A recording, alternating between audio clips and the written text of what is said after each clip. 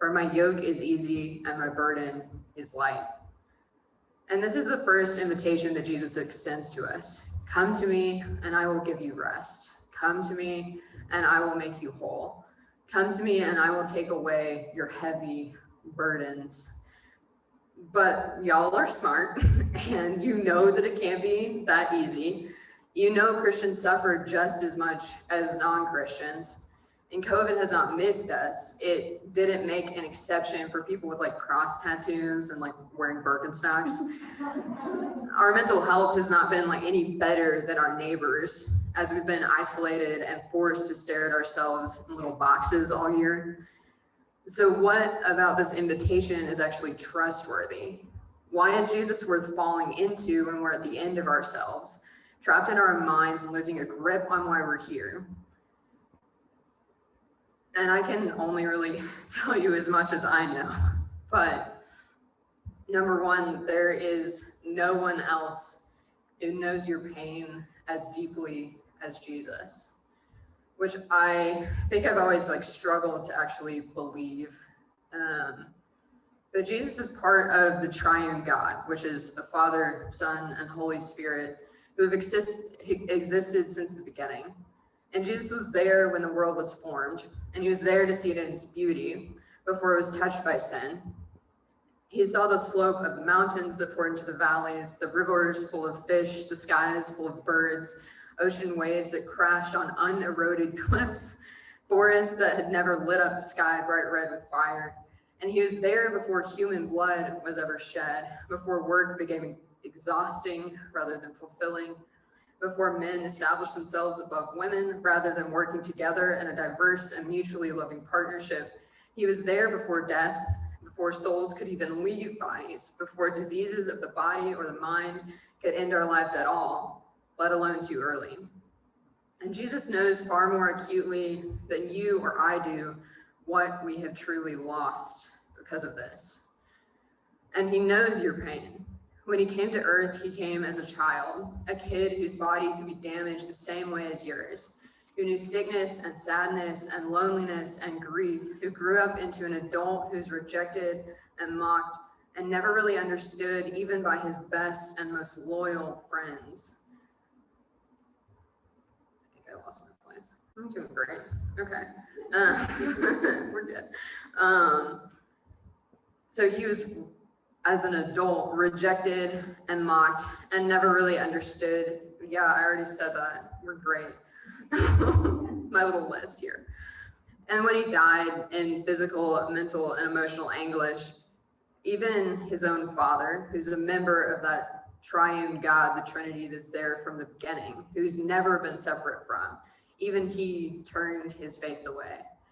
And I used to be mad when people would say that Jesus knew my pain when I was in like the midst of my own shame, because I couldn't see how some ancient Jewish guy who like never sinned or did anything wrong could know like what my 21st century like temptations were, let alone know what it is to give into those and then to feel the deep guilt of having done wrong.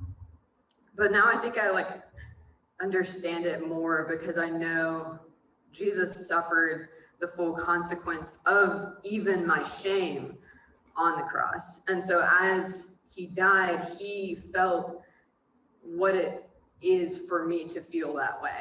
He knows even my shame. And it's not even like blocked by pride and ignorance the way it often is for me. And so I say all of this because Jesus will never invalidate your suffering.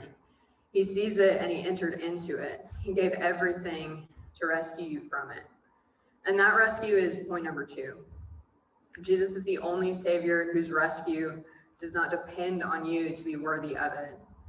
There's no ladder to the top, no 12-step plan to achieve self-actualization, no resume of good deeds done or plans of good deeds you will do. When Jesus calls you to him, you are entering the space that he has already prepared, the space of peace and rest. And we'll talk more tomorrow about what all that includes, but for now, I'll put it this way. Jesus wasn't talking to a random crowd of gathered onlookers. He was talking to a zealous religious group of people when he told them to come to him. Their experience of the Jewish faith had been twisted from reliance upon God into reliance upon their own ability to fulfill God's commands. And so let's remember that as we read this passage, that Jesus' promised rest is an invitation for all, but on this occasion, he was delivering it specifically to the righteous, to those who were convinced they could save themselves if they earned God's rescue. And this should be a call out for all of us, because if RUF is anything like it was when I was here, I know that half of you hate it because it's too conservative, and the other half of you hate it because it's too liberal, and maybe like one of you is like, this is actually like really nice, I'm vibing. But this should be a call out for those of us who lean towards like conservative idealism, because that belief system can tell us that we get exactly what we earn.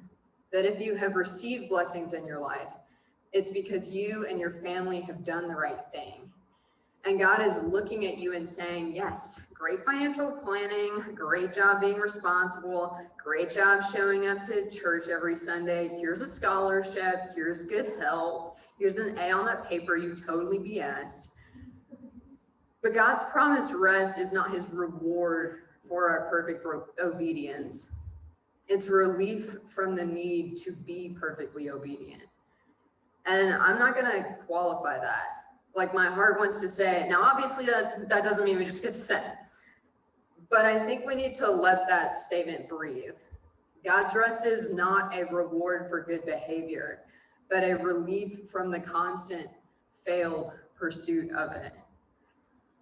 And I said it already, that this is a call out for all of us, including those of us who cling to a more progressive idealism. And this is where I fall, so please hear me with like the self-conscious love with which I say it. Jesus may have been talking to religious conservatives, but how are you also demanding perfect obedience from the people around you? And how are you demanding it of yourself? It may not be the usual youth group obedience, like you're cool with like cigarettes and nose rings, wearing crop tops, swearing, skipping church. I am too, it's fine.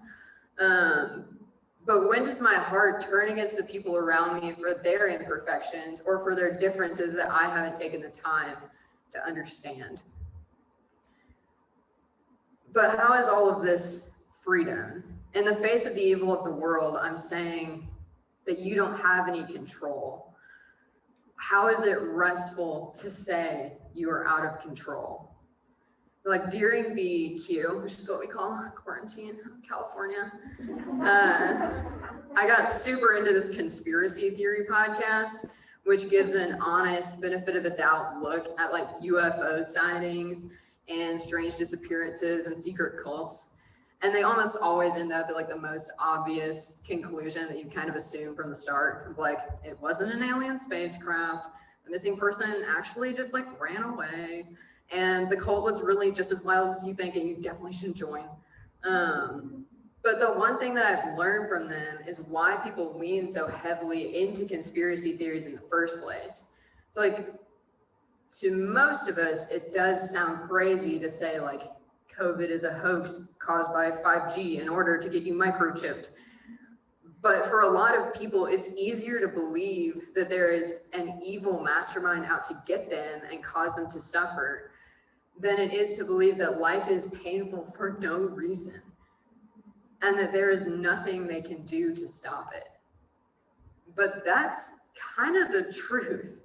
Life is painful. The world is fallen. There is no quick fix, no one person to defeat, no one you can elect that will stop death and reverse all that is wrong. That is where it is freedom and rest and peace to cast our burdens onto Jesus and to find comfort in acknowledging the truth that we can't fix the root of evil.